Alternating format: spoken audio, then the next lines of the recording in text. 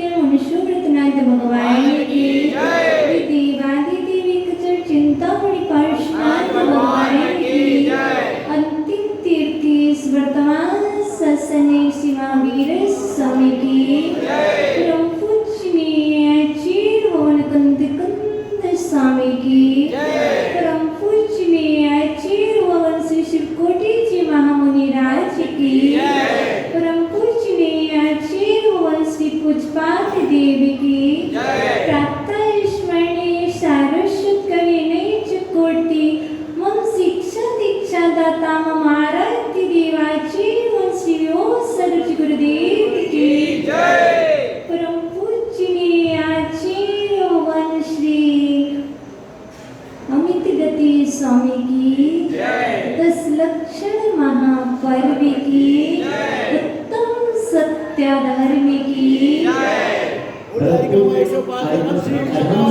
माता जी की जय गौ माता।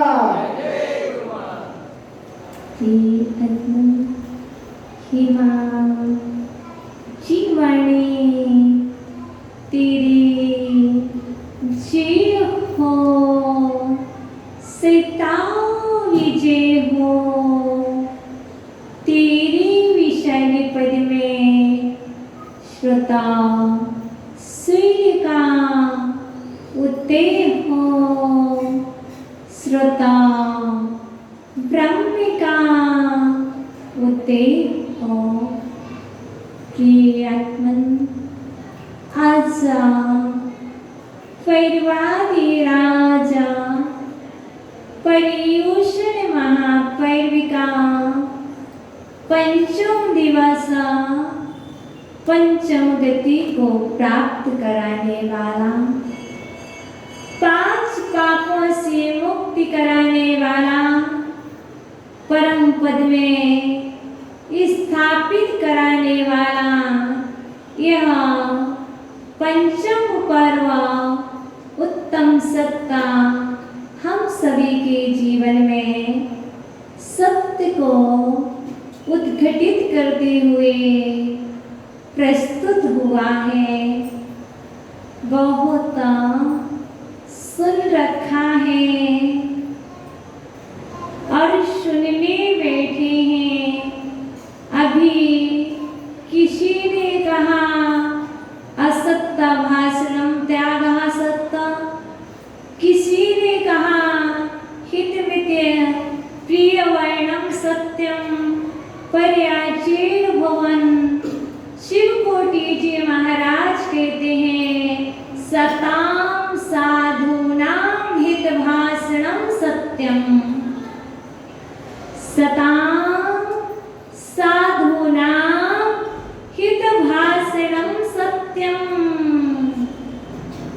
क्या अभी तक मात्र ये सुनते आए असत्य का त्याग होना सत्य है, हित भाषण बोलना सत्य है, यह भी सत्य है। पर आचार्य भुवन शिवकोटि जी महाराज भगवती आराधना में कुछ अलग ही कह रहे हैं। सताम साधुना, सताम में सज्जन भक्त, साधुनाम मुनि, मुनि और उनके भक्त अर्थात उनके श्रावक के साथ आत्महित का भाषण बोलना। साधु के साथ और साधुओं के भक्तों के साथ हमेशा आत्म कल्याणकारी वचन को बोलना सत्य है। मात्र श्रावक सत्य बोले, दोनों को सत्य अनिवार्य है, चाहे वह श्रावक हो चाहे साधु हो। पर एक बात ध्यान रख लो, किसने झूठ बोला? किसी ने, क्योंकि जो भी बोला जा रहा है वह सत्य स्वरूप ही है।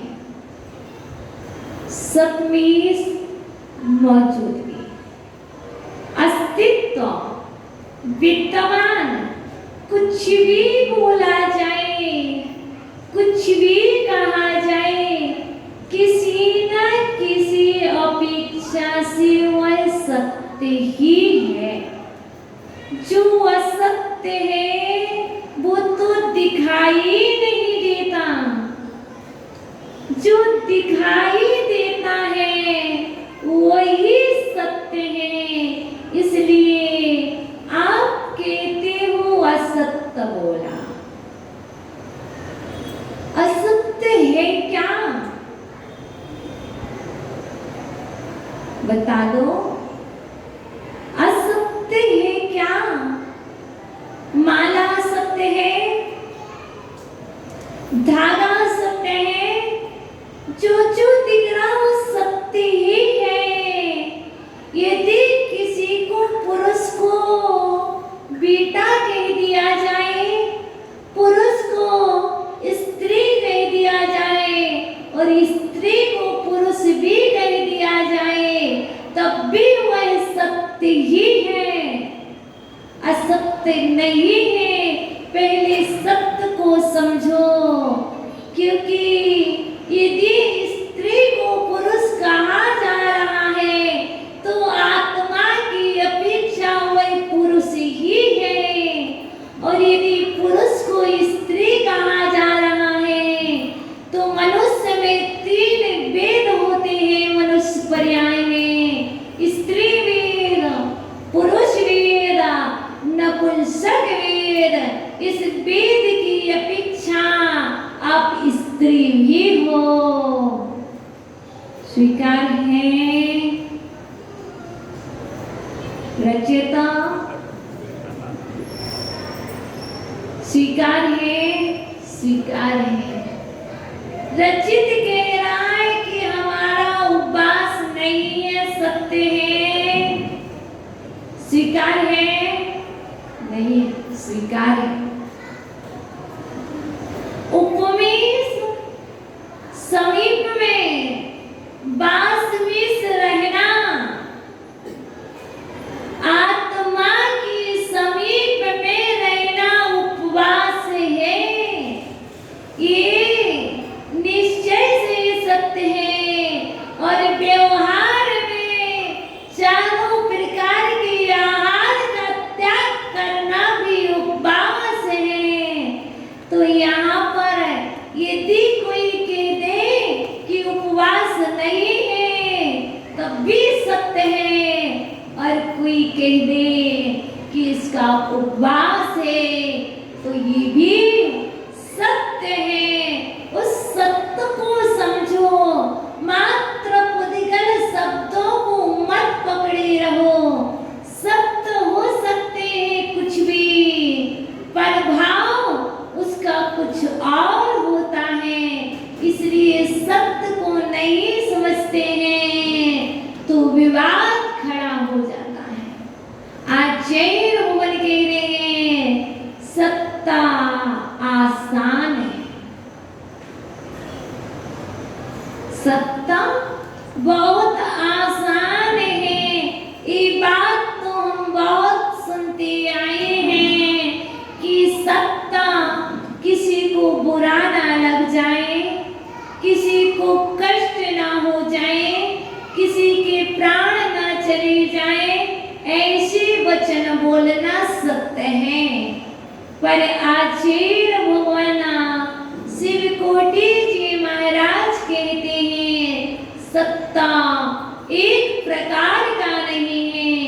बताओ भैया, सत्य कितने प्रकार का है? बताओ मेरी माताओं, आप सत्य बोलती हो, कौन सा सत्य बोलती हो? बताओ विनोद काका, निद्रा देवी आ रही है, बताओ कौन सा सत्य है? निद्रा देवी आना कौन सा सत्य है? क्योंकि यहाँ पे बहुत बड़े बड़े स्वाध्याय प्रेमी बैठे हैं, त्रिलोक परिणति को पढ़ने वाले, राजवाटिक को पढ़ने वाले, और ये बहुमंडल तो तत्वार्थ सूत्र को घोट घोट करके पीने वाले बैठे हैं। बताओ सत्य कितने प्रकार का है? एक प्रकार का कि 2 प्रकार का? हम तो सोच रहे थे महेंद्र काका खड़े हुए तो बता रहे सत्य, उनने हाथ खड़ा तो नहीं किया, पर वो खड़े हुए तो मैंने समझा कि वो मुझे बता रहे कि सत्ता 2 प्रकार का है। पर सत्ता 2 प्रकार का नहीं है। आचार्य भगवान कह रहे हैं ये दोनों उंगलियां कितनी हैं? कितनी हैं? तो बस ये दो हाथ हैं, इसमें जितनी फिंगर है इतने प्रकार का शब्द है। सप्त 10 प्रकार का है। सबसे पहला सप्त जनपद सप्त। जानते हो जनपद क्या होता? जनपद पंचायत। ऐसी ही जनपद सत्ता 10 प्रकार का है। वह सबसे पहला कौन सा है? देश सत्ता। जैसे देश शक्ति किसे कहोगे? बताओ। जैसे चावल को भात कहना, चावल को फूल कहना, चावल को अच कहना, ये नाना एक ही वस्तु को पृथक पृथक कहना। एक ही वस्तु को पृथक पृथक कहना।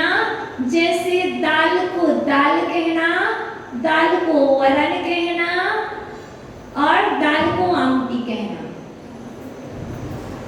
दाल को वरण कहना, दाल को आमटी कहना और दाल को दाल कहना और दाल को अरहर कहना। ये सब क्या है? देश सत्य है। और दूसरा कौन सा सत्य आता है? सम्मत सत्य, संपद सत्ता। सभी लोक व्यवहार में सभी के द्वारा यदि वह मान्य है, यदि सभी के द्वारा वह मान्य है तो वह संपत सत्य है। जैसे कि किसी ने कुछ किया,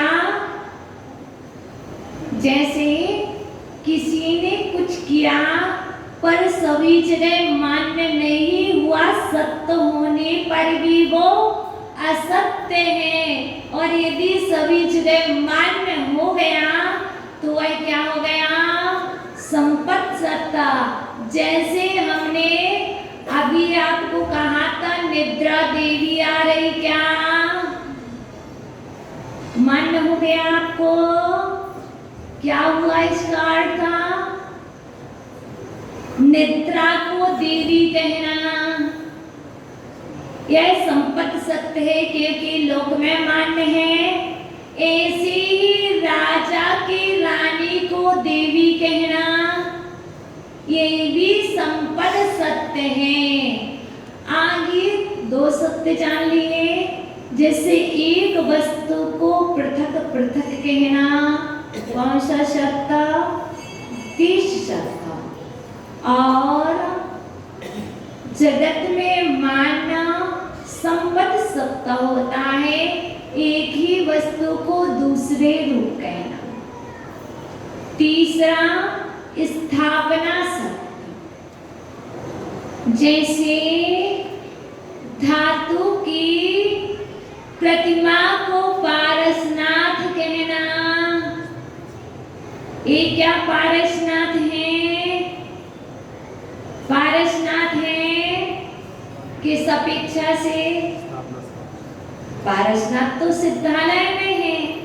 जब एक आत्मा होती है दो नहीं होती है, फिर आप कैसे कह रहे हैं पारसनाथ है? क्योंकि स्थापना सत्य है। जैसे फोटो को देख करके कह देना कि ये आदि सागर है, ये शांति सागर है, ये महावीर कीर्ति जी महाराज हैं। किसकी आरती कर रहे हैं? फोटो की। किसकी आरती कर रहे हैं? फोटो की नहीं, स्थापना सत्य है। फोटो की गई आरती भी उन्हीं आचार्य भगवंतों की आरती है। ये स्थापना सत्य है। यदि कोई लेकर के कहने लग जाए क्या पागलपंथी करते हो, तब भी सुन लेना। यदि ज्ञान ना हो तो सुन लेना। यदि कुछ बोल पाओ तो मात्र जिनवाणी के शब्द बोल करके बतला देना। यदि नहीं बोल पाओ तो आचार्य भगवान कहते हैं सबसे बड़ा सत्य है मौनम धारयामा। सबसे बड़ा सत्य तो ये है कि यदि असत्य को हाथ नहीं लगाना, सत्य धर्म को जीवन में लाना, तो मात्र मौन को धारण कर लो, सत्य ही सत्य रहेगा। चौथा सत्ता नाम सत्ता। जैसे महावीर रचिता, इस चीज की रचना की है रचित ने। कौन सी रचना को रचने वाला रचिता बता दो। रचिता आचार्य विभव सागर जी, रचिता कुंदकंद स्वामी, रचिता पूज्यपाद, रचिता बताओ किसकी रचित हो, बताओ। हम उपवास को रचने वाले रचिता, हम स्वभावों को बनाने वाले रचिता, बताओ। तो आचार्य भगवान कह रहे हैं यदि जिसमें जो गुण भी ना हो, गुण की अपेक्षा ना रख करके भी जो नाम संज्ञा दी जाती है वह नाम सत्य है। जैसे कि किसी का नाम महावीर रख दिया, पर महावीर वो है नहीं। किसी का नाम शैली रख दिया और उसकी शैली है ही नहीं, फिर भी क्या रख दिया, ऐसी किसी का नाम तो होता है नयन सुख। नयन सुख, पर आंखों से वो अंधा होता है तो वह मात्र यही समझना कि यह नाम सत्य है, इसका नाम नयन सुख है। तो यह हो गया कौन सा सत्ता, नाम सत्ता। अब कौन सा आता, गोरे, गोरेलाल, रूपवान, रूप सत्ता। क्या रूप सत्ता, कैसे हो, मैं रूपवान हूँ नहीं। जैसे बगुले आदि की पंक्ति को देख करके कह देना यह रूपवान है, वस्तुतः वो क्या रूपवान है नहीं है। मात्र बाहर के वेश को देख करके एक साथ बगुले आदि को रूप कह देना कि ये रूपवान है, यह भी रूप सत्य है। जैसे किसी को कह दिया जाए ये कालिया इधर आ, ये कालिया इधर आ, मतलब यदि उसका रूप काला था और कह दिया तब भी समझना रूप की अपेक्षा यह भी सत्य है। यदि किसी को कह दिया जाता है कि अंधे इधर आ, अंधे को बुलाया, अब इसमें हंसी वाली बात ही नहीं है। हूं तो अंधा हूं तो काना हूं तो इसमें कौन सी बड़ी बात है। पर वह किसी न किसी अपेक्षा से सत्य है और हम उस सत्य को स्वीकार नहीं करते तो क्या करने लग जाते हैं, झगड़ने लग जाते, लड़ने लग जाते हैं। इसलिए आचार्य भगवान कह रहे हैं ये सब झगड़ने की बातें समाप्त कर दो। ये मात्र यदि सत्य प्रकट हो जाए तो ये सब कुछ समाप्त हो जाएगा, क्योंकि जब तक हमें सत्य मालूम ना चले तभी तक ही झगड़ा है। छठवां सत्य, पहला सत्य देश सत्य, दूसरा सत्य सम्मत सत्य। सम्मत कहो, संपत कहो, क्योंकि राज वार्तिक ने अलग कहा है और भगवती आराधनाकार ने अलग कहा है, संपत सत, सम्मत सत। तीसरा स्थापना सत, चौथा नाम सत, आपका नाम है ना, नाम सत। पांचवा आपका रूप है ना, रूप में यदि हम कहते बाल वाले भैया इधर आओ, स्वीकार है। चिकमुंडे मतलब क्या है, ये सब सत्य ही है, कुछ अलग नहीं है। डरने की कोई बात नहीं है। यदि कह दिया छोटे कद का कोई है नाटक कह दिया तो क्या कह दिया है, तो है, क्योंकि सबसे छोटे यदि कोई थे सभी तीर्थंकरों में तो महावीर स्वामी छोटे थे। यदि महावीर स्वामी को कह दिया जाए छोटे भगवान तो सत्य है कि गलत है, किस अपेक्षा सत्य है? रूप की अपेक्षा, कद की अपेक्षा ये सत्य है। प्रतीक सत्य, छठवां प्रतीक सत्य, ये भी एक सत्य है, जहां पर कभी तो बहुत बड़ा चढ़ा करके कहा जाता है और कभी बड़ा होता है तो छोटा कहा जाता है। यह क्या है? यह प्रतीक नाम का सत्य ही है। जैसे अभी किसी ने कह दिया था छोटी माता जी, किसी ने कह दिया बड़ी माता जी, ये सब क्या है? ये लघु और दीर्घ नाम का भी एक प्रतीक सत्य है। जैसी इच्छा रखें वैसा वचन भी हो जाता है। जैसी भी अंदर की इच्छा होती है वो वचन भी बोल दिया तो वह भी प्रतीक सत्य है। उसमें कोई बात किसी न किसी अपेक्षा से छोटे भी हो और किसी न किसी अपेक्षा से बड़े भी हो। माना जाए कि आप सबकी अपेक्षा व्यवहार से बड़े भी हैं और बाकी सबकी अपेक्षा यदि छोटा भी कहा जाए तो आयु की एज के हिसाब से देखा जाए तब भी छोटे हैं। और इसके बाद आता है संभावना सत्य। संभावना सत्य क्या होता है? जैसे इंद्र की इच्छा हो जाए जम्बू द्वीप पलट दूं, मैं तो जम्बू द्वीप को पलट दूं।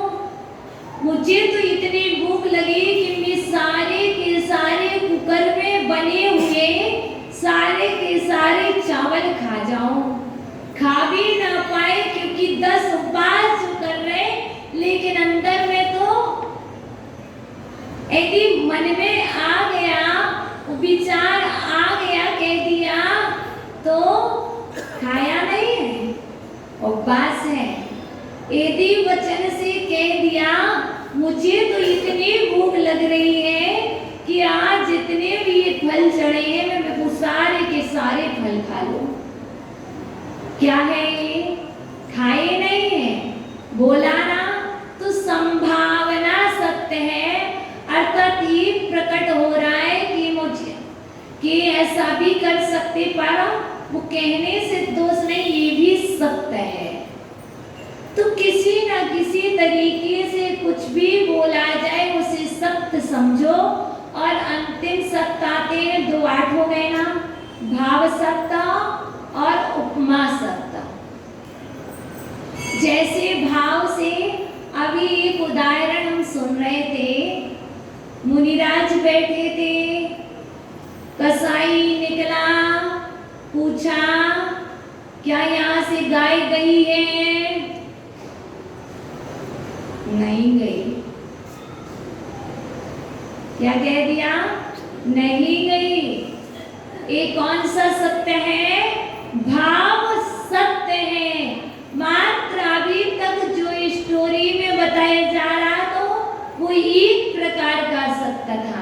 वैता भाव सत्ता।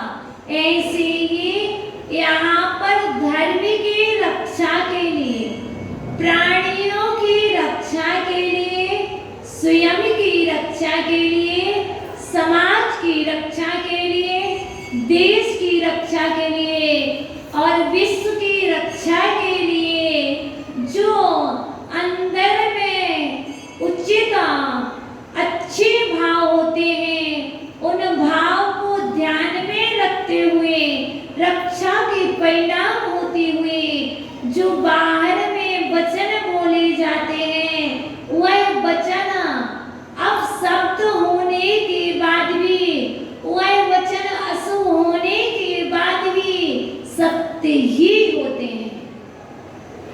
वह भाव सत्य होता है। बाहर में कुछ भी हो, अंदर में मात्र एक ही बात चल रही है, मुझे धर्म की रक्षा करना, मुझे समाज की रक्षा करना।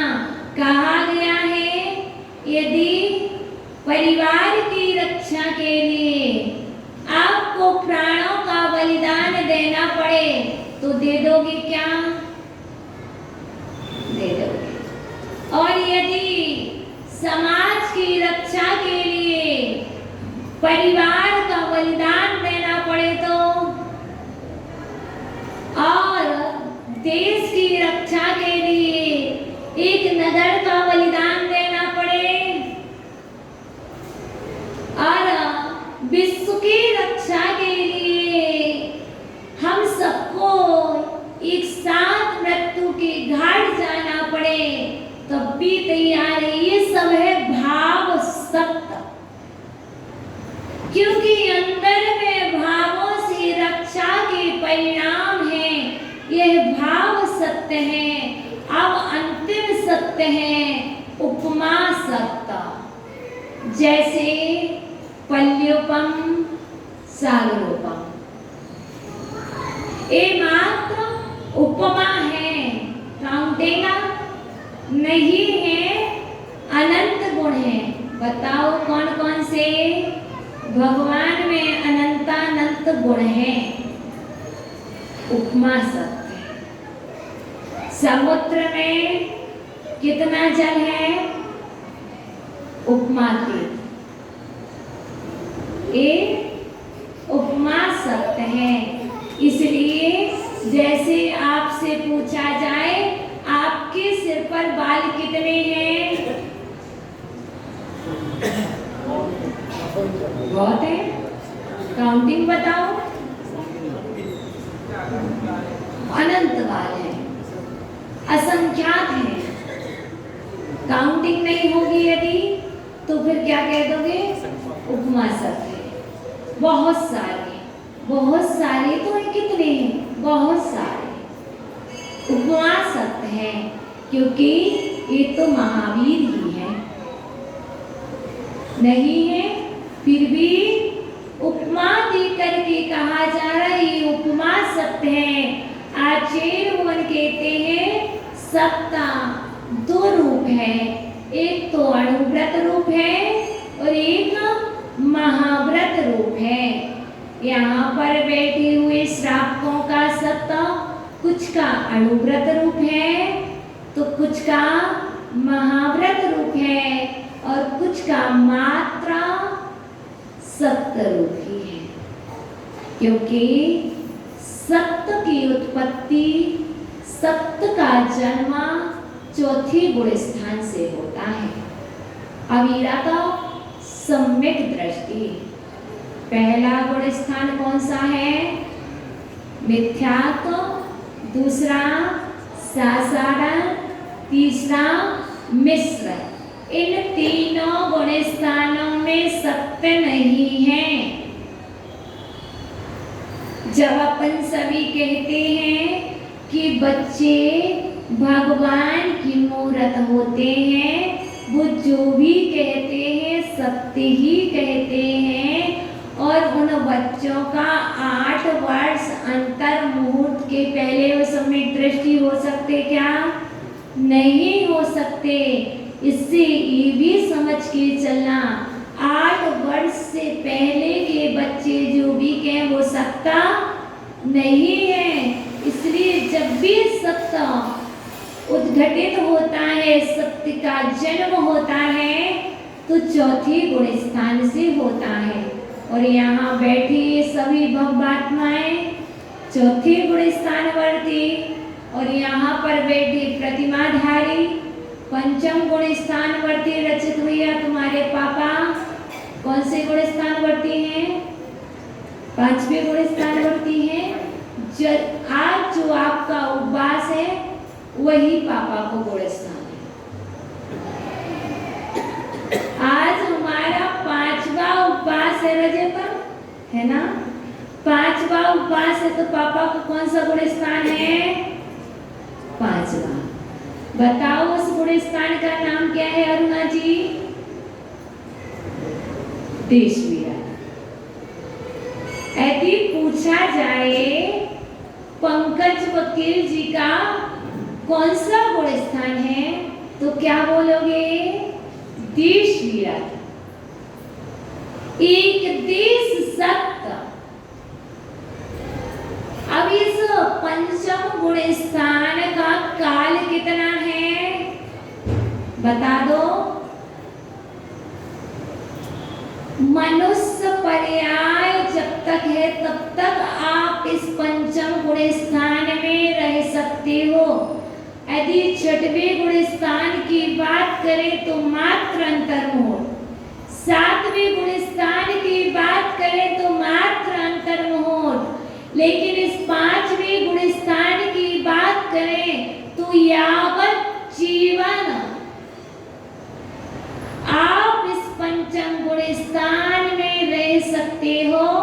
और इस पंचम गुण स्थान को बनाए रखने के लिए आचार्य भगवान ने 5 भावनाएं कही हैं। 5 भावनाओं को भाओगे तो ये पंचम गुण स्थान देश व्रत सदा बने रहेगा।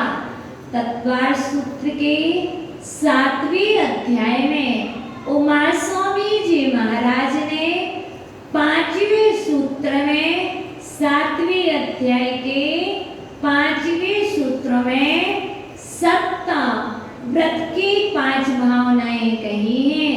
वह कौन सी है माताओं? क्रोध, लोभ, वीरित, हास, प्रत्याख्यानु, नेनु, वीची, भाषणम च पंचा। सत्य है, सत्य है। क्या सत्य है? यह सूत्र सत्य है। सत्य धर्म सत्य है। सत्य धर्म की जय हो। सत्य धर्म जयवंत हो। जो आचार्य उमा स्वामी जी महाराज ने सत्य को स्थायी बनाए रखने के लिए, धर्म को स्थायी बनाए रखने के लिए आप पंचों का गठन करते हो। क्या? पंच बनाते हो। क्यों बनाते हो? धर्म को स्थायी रखने के लिए। तो आचार्य भगवान कहते हैं सत्य को स्थायी बनाए रखने के लिए तुम 5 भावनाओं को भाओ। क्रोध, लोभ, हास, क्रोध, लोभ, भीरुता, हास, प्रत्याख्यान, नेनुवीची, भाषणम च पंच। क्रोध, प्रत्याख्यान।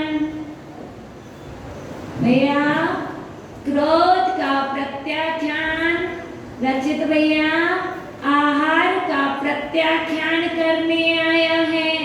प्रशस्तमती माता जी आ गई हैं और कह रही है रचिता तुम 3 प्रकार के आहार का प्रत्याख्यान करो, लेकिन सत्य व्रत को पालन करने के लिए क्रोध का भी प्रत्याख्यान करो। तुम 5वां उपवास ग्रहण कर रहे हो, सत्य धर्म को जयवंत बना रहे हो, सत्य को स्थायी बनाना है तो क्या करना है? क्रोध प्रत्याख्यान। मैं क्रोध का प्रत्याख्यान करता हूँ। सत्य धर्म सहितो हम क्रोध प्रत्याख्यान। क्रोध प्रत्याख्यान का हो तो रहित हो ही गया। क्रोधम रहित हो हम, प्रत्याख्यान मीन्स त्याग। मैं क्रोध का त्याग करता हूँ, झूठ का त्याग करता हूँ, झूठ पाप रहित हो हम, सत्य धर्म सहित हो हम। यहाँ पर उमा स्वामी महाराज कह रहे हैं, आप सत्य बोलते हैं, आप सत्य धर्म के स्वामी हैं। ये सत्य धर्म के स्वामियों, क्रोध का त्याग कर दो, सत्य सदा बना रहेगा। और सत्य को स्थायी बना रखने के लिए और क्या करना पड़ेगा? जैसे कपूर को कपूर बना रहने के लिए क्या करते हैं? डिब्बी में पैक करके रखते हैं। यदि डिब्बी में भी पैक नहीं किया तो पहले पॉलीथिन में, फिर डिब्बी में, फिर डिब्बी को कैप से पैक करते। कितना करते? ऐसे ही आचरण के लिए सत्य को सदा बना रखने के लिए क्रोध प्रत्याख्यान, दूसरा लोभ प्रत्याख्यान का त्याग करते हैं। कौन से लोभ का? एक देश लोभ का कि सर्वदेश लोभ का? एक देश। श्रावक हो, देशवृत्ति हो, अविरत सम्यक दृष्टि हो तो एक देश लोभ का त्याग करते हैं। भीरुत्व, भय का त्याग करते हैं। रचित बिल्कुल भय नहीं करना, मनोज भैया बिल्कुल भय नहीं करना। और श्रद्धा जी आपका 5वां है आज। हाँ, और किसका भैया का भी है, नाम क्या है? हेमेंद्र जी। हेमेंद्र भैया भय नहीं करना, कुछ नहीं होगा। और मतलब भय का त्याग करते हैं, मुझे कुछ भी नहीं होगा, ये सत्य धर्म है। सत्य धर्म सदा सत्य रहा है और धर्म ने प्राण नहीं लिए, ये सत्य है। तीर्थंकरों की वाणी है, जो भी उपवास करेगा, एक ना एक दिन उपवास करने से वैसी शक्ति प्रकट होती है। आज यदि 10 किए हैं तो आगामी काल में आपको 100 उपवास की शक्ति भी प्राप्त होगी। ऐसा हरिवंश पुराण में मैंने पूज्य गुरुदेव से सुना था। यदि उपवास की शक्ति ना भी हो, यदि करते हैं तो उस उपवास से जो संवर और निर्जरा होता है, उनमें की वृद्धि होती है, वह एक देना बहुत शक्ति और बल को प्रदान करती है। इसलिए भय का त्याग, मैं भय का प्रत्याख्यान करता हूँ। हंसना कसाय है, पर किस अपेक्षा से हंसा जा रहा? क्योंकि यदि सामान्य एक हंसने में और मुस्कुराने में बहुत अंतर है। कोई आया, ये क्या है? हंसना नहीं है, मुस्कुरा। यदि कोई आया, ये क्या है? इसलिए मात्र मुस्कान में और हंसी में बहुत अंतर है। इसलिए रावण की हंसी मत हंसना। राम सदा मुस्कुराते रहते थे, मुस्कान देते रहते थे। तीर्थंकर के चेहरे पर विषाद की रेखा नहीं होती है। यदि तुम्हारे चेहरे पर विषाद की रेखा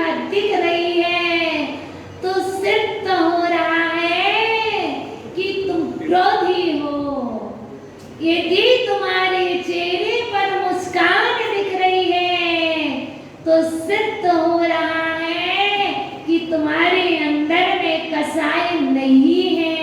इसलिए भय का प्रत्याख्यान, हास्य का प्रत्याख्यान, मैं किसी की गलती देखकर, किसी पर देख कर के हंसूंगा नहीं।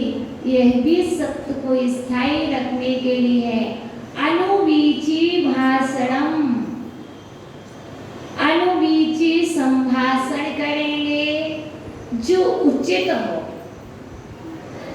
जो अनुचित हो वह वचन नहीं बोलेंगे। जो हित में होगा, प्रिय होगा, अहित का परिहार करने वाला होगा। क्योंकि परीक्षा मुख में दूसरे सूत्र में माणिक्य नंदी जी ने बहुत अच्छी बात कही है। हिताहित प्राप्ति परिहार समर्थम ही प्रमाणम ततो ज्ञान में तथा। जो हित की प्राप्ति कराए, अहित का परिहार करने में समर्थ है, वह ज्ञान ही सम्यक है और वह सम्यक ज्ञान ही सत्य धर्म है। इसलिए आप सत्य व्रत को स्थायी बनाए रखने के लिए सत्य व्रत की 5 भावनाओं को भाना। ये 5 भावनाएं कौन सी हैं मनोज भैया? बोल दो, बता दो। क्रोध का त्याग, लोभ का त्याग, भय का त्याग, हास्य का त्याग और अनुचित भाषण। क्रोध, लोभ, भय, हास्य और अनुचित भाषण, 4 में त्याग है और 5वें में सम्यक भाषण, अनुचित भाषण। और इसके 5 अतिचार भी हैं। दोष क्यों लगता है सत्य में?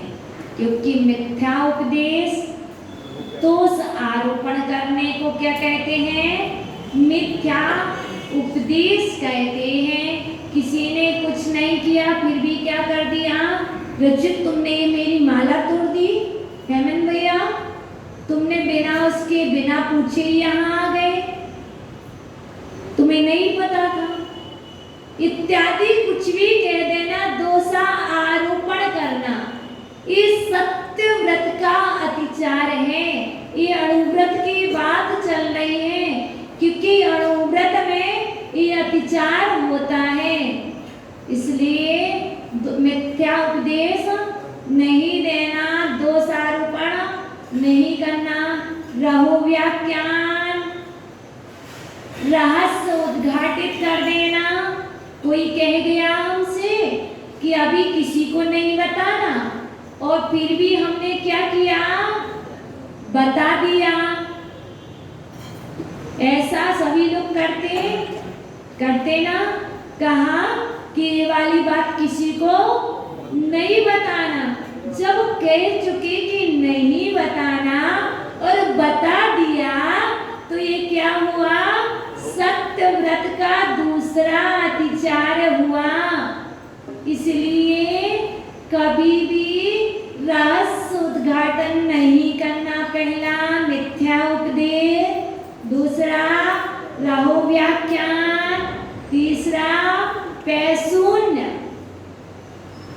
हम चल रहे हैं श्रावकाचार से क्योंकि हम प्रवचन श्रावक को दे रहे हैं और सत्य अणुव्रत के 5 अतिचार हैं। उपलेख भी आएगा। तो यहाँ पर बतला रहे हैं कूटलेखा। पैशून्य क्या होता? बता दो। चुगली करना। यदि चुगली कर रहे हो, उसने ऐसा किया था, ये चुगली करना भी सत्य व्रत का अतिचार है। कूटलेख, झूठे दस्तावेज तैयार कर देना, न्यासापहार और किसी की धरोहर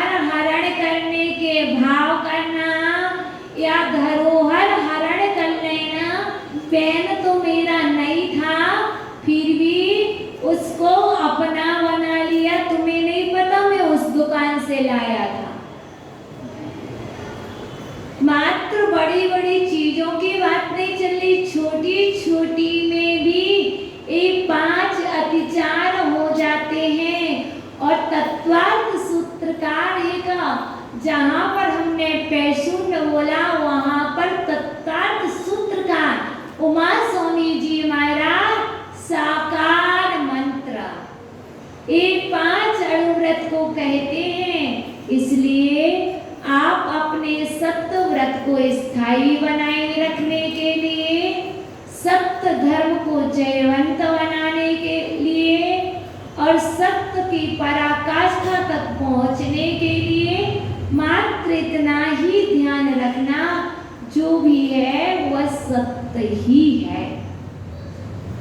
किसी न किसी अपेक्षा से वह सत्य ही है। इसलिए आप किसी को दोष ना तो देना और यदि कोई तुम्हें दोषी कह दे तो उसके बदले में भी कुछ मत कहना, यही सत्य है। किसी न किसी अपेक्षा से वह सत्य है। किसी न, इसलिए इस स्वीकार होता नहीं है पर करना तो पड़ेगा। जब इस सत्य को स्वीकार करेंगे तभी सत्य को प्राप्त कर पाएंगे। चौथे गण स्थान में सत्य जन्मा और पूर्णता कहाँ पाई बताओ? पूर्णता कहाँ हुई? सिद्ध अवस्था। 13वें में पूर्णता नहीं हुई। सत्ता चौथे गुण स्थान में प्रकट होता है और सिद्ध अवस्था में सत्य पूर्णता को प्राप्त होता है।